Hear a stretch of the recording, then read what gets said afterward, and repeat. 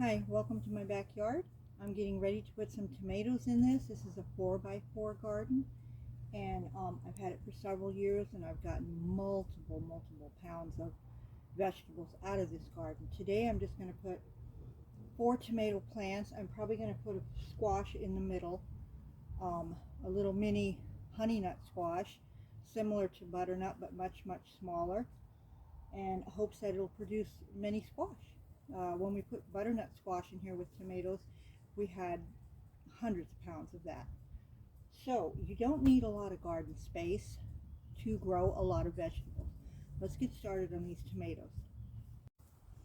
So I have 4 tomatoes total I'm going to plant, and when I plant these in, I'm going to be taking these bottom leaves off.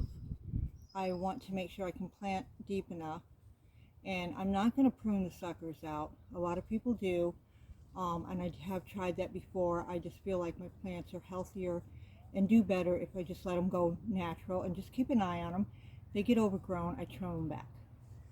A larger tomato that I'm planting, it's a Better Boy, and it is an indeterminate tomato, which means it's going to grow until the frost kills it. It'll just continue to grow. Eventually I'll have to trim off the top to stop it. Now I'm going to put this deep in the ground, so I'm actually going to take off these bottom branches here because I want it to go deep, and I've already got my frame in here because I suspect this is going to be a larger plant with heavy tomatoes. And tomatoes like to have their roots deep. They will actually root all along the stem. Whatever touches the ground, it'll root. So that's it. I'm going to mulch around it. Other than that, it's pretty much set to go. I've already fertilized this soil for the past couple of weeks. I've added plenty of compost.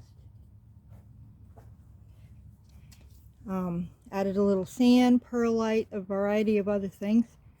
Lots of fertilizer. We'll put some mulch on it now.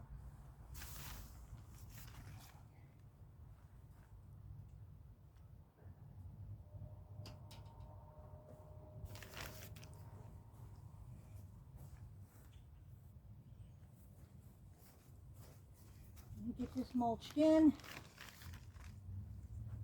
It will help to keep the soil moist.